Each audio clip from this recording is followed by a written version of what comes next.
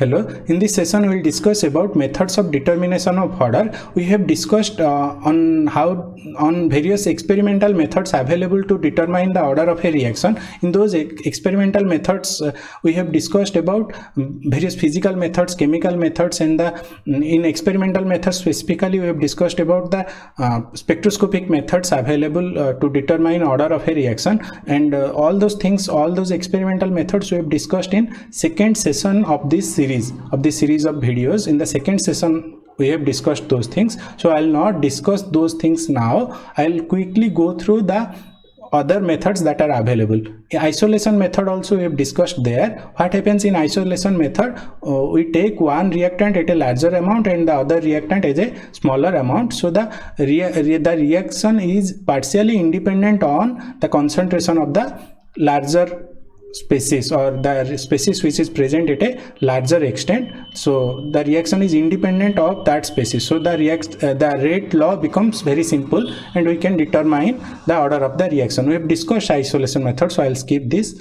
Again, initial rate method also we have discussed there. Here in initial rate method we compare the rate law expression at two different instances, and from those comparisons we try to measure the various orders possible for a particular reactant. So I'll skip these are present in the second session of this series. So now we'll discuss one more method, that is differential rate expression method. So what is my rate law expression? The general rate law expression can be expressed as R is equal to Kn concentration raised to the power n. What is Kn? Kn is the rate constant for particular reaction. Suppose it is a first order reaction, I can write K1. So K1 will be rate constant for first order reaction. For second order reaction I can write it K2.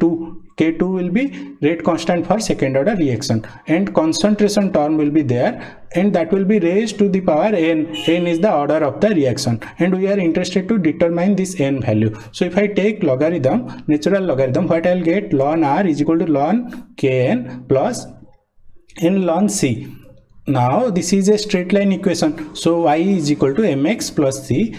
If I plot a graph with respect to ln R, means rate of reaction, logarithm of rate of the reaction in y-axis, and logarithm of concentration of the reactants in x-axis, then I'll get a slope. I'll get a positive slope with value n. I'll get a positive slope with value n, and that n is the order of the reaction. Okay, and the intercept will be ln Kn. So if I do this kind of exercise, if I plot a graph, kind of taking this expression and plot a graph, then I can find out this n. This is called graphical method also, we can say. I'll shortly discuss about this method in a graph. I'll show a graph and we'll see how this operates. Then there is an integral rate expression method also. So in integral rate expression method, what happens? First we assume a particular order. Suppose here n is any arbitrary number, but we assume that n is equal to 2, and then we set up the rate law. Then if constancy, and then we monitor this K value.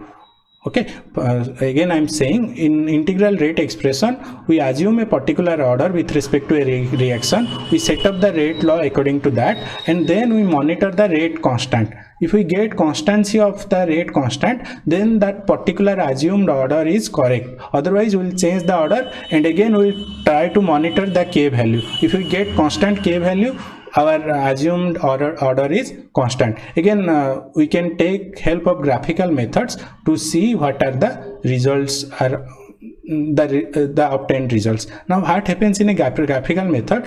In graphical method we plot graphs with respect to the reactant concentration and time t. So there is these 4 graphs. In the first 4, what happens? Reactant concentration and time t, it is plotted. There are 4 kinds of orders. The first is 0 order, then the second one is half order reaction, then the third graph is for first order reaction, and the fourth graph is for second order reaction. So this is zero order, first order, half order, first order, and second order. How the graphs behave with respect to the reactant concentration in time t. For zero order, it linearly decreases. For half order, the initial stage there is linear decrease, then exponential decrease starts. For second order, it is purely kind of exponential decrease. For first order, it is mix of half order and second order reaction. Now the same on the other graph, a different kind of graph can be drawn so that we obtain a linear graph. Linear graph are much more easier to understand. So from the Ratelaw expressions we can find out which kind of plotting will give a linear graph. So for zero order reaction, if we plot A, means reactant concentration in time t, will get a linear graph. For half order reaction, if we plot root over of A, reactant concentration in time t, will get a linear graph with negative slope. For first order reaction, if we plot ln A in time t, then we'll get a linear graph with negative slope. For second order reaction, if we plot 1 over A reactant concentration in time t, we get a graph with positive slope. So if we do this kind of plottings, we can find, and if we monitor the graph, nature of the graph, we can precisely say what is the order of the reaction.